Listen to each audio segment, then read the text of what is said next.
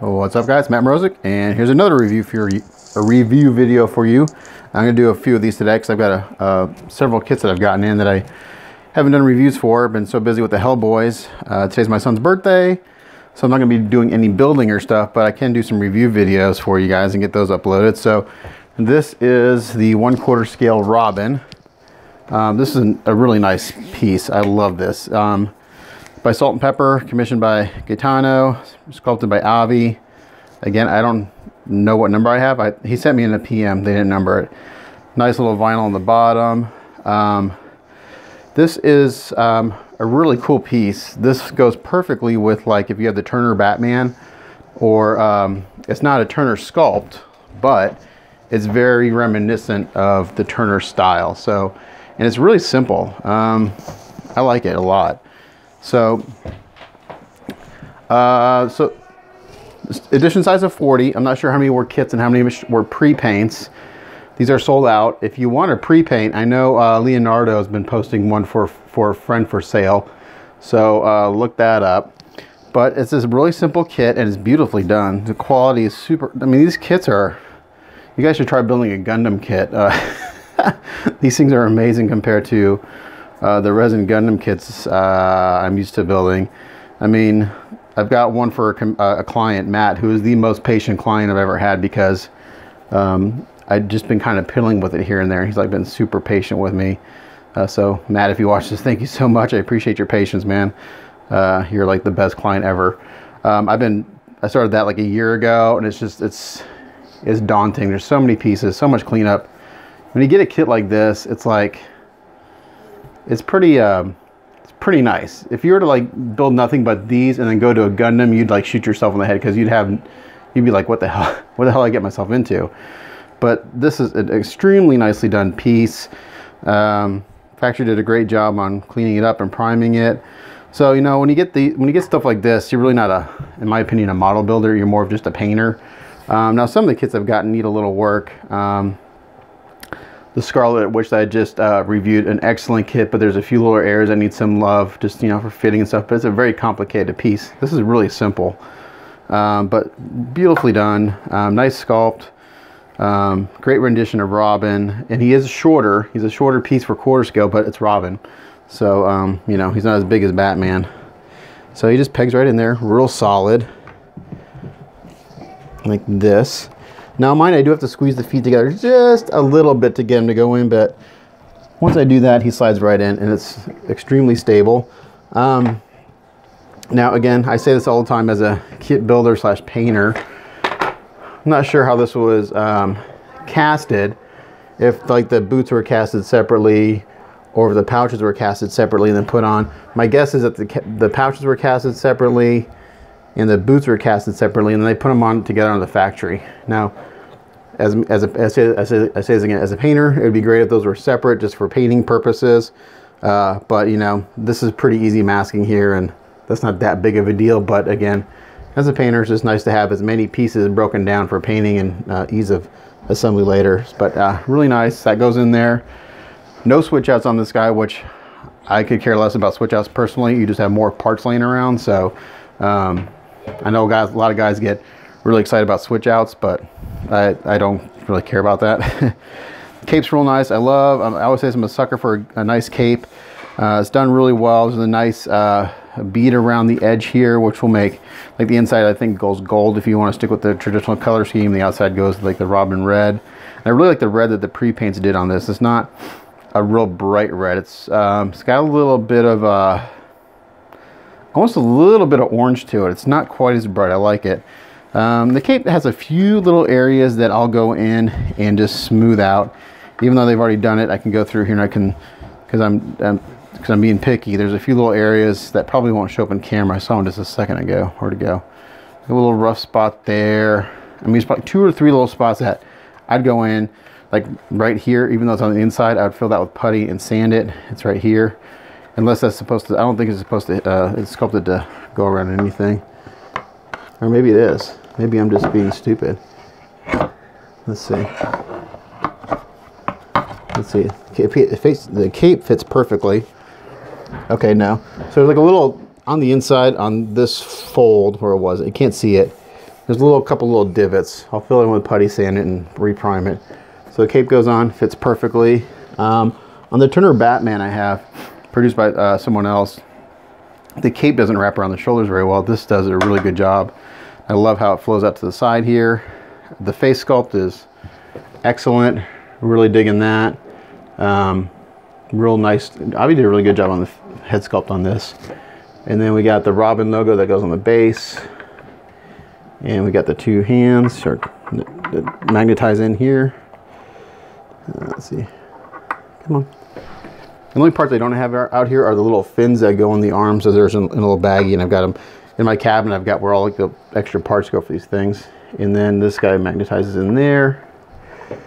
Very nice. Again, right here I'm being super picky, but when you put the arms in, right around this outside edge, it's a little rough. So it needs a little bit of sanding in my opinion, just to make it a nice finished piece. And also I'm getting just a tiniest bit of a gap between the arm and the gloves, and I think again just because this edge needs just a little bit of sanding to clean that up, and then it'll snug in there better. But other than that, it's great. And then his I don't know what you call this, his staff slides in. So my only crit about this, and I'm not sure exactly how this is supposed to work. I'm not sure if the staff is supposed to like touch the ground, or is it supposed to come? It's a balancing act to get to stay in his hand. So you either have to make it front heavy so that the friction of it will stay in, or like right there, that's like a good medium point, or you make it back heavy so it leans back a little bit and it stays in that way. So the only thing, that's my only critique on this really, is if they could have found a way. And the Daredevil from Xehanort did an excellent job on this, but now the hand sculpt is different. There's a little pin that stuck out that when you put it in, you rotated it, and it went between two fingers. Again, the hand sculpt is different on this, so that wouldn't work. And now that I'm looking at this hand, I do see one bubble in his finger that I'll have to fix, but again, no big deal. Again, great piece, small footprint, so it doesn't take up a ton of room. Depth-wise, if you have this, depending on how you have the staff, the most pictures I've seen, it looks like that, like it's kind of coming down to the front. So if you get the staff out, like there to balance, you're looking at about 13 inches. Width-wise, with the cape to the base, again about 13 inches. Overall height to the top of his head is right about 19 inches. And then if you just measure him, he's right at about 17 inches. So a short character for quarter scale, but then again, he's a smaller character compared to Batman. Batman would probably rise at about, he's 17 inches, Batman would probably be about 19 inches. So great sculpt, great kit, super simple, I love it. You know, nice pose, museum pose. But just the cape gives it a real nice sense of flow. His overall posture, you know, it's a nice museum pose posture. I like how his face is kind of going to the side a little bit. And I always like it when a character's chin is down a little bit and his eyes are up. It just gives it kind of a more menacing overall. And that's not only with figures, but with when I do Gundams too. Whenever I do Gundams and I post them, I always put the chin down, bring the shoulders back, kick the hips out a little bit, and it gives them a real strong, menacing, powerful look. And it works well in figures too. So the more I look at these, the more I appreciate the sculpts. Like I said, I've only been in the statue community for about a year, but I'm kind of really getting a sense for things I really, really like, and things that are not so much to my flavor. I like things that have a lot of motion in them. That's why I like capes, because you can do so much with a cape. A cape can tell a story without the character doing anything. So even though he's just standing here, the cape's flowing out, you get a sense of wind or something just going on, even though he's standing there. I love the Xehanort Daredevil and the Spider-Man. It's just something different I've never seen before in a statue. Even though I've been fairly new to this, I've been looking at a lot of them lately. But just the fact, like the Daredevil's jumping off the gargoyle and the Spider-Man's hanging from a spider web.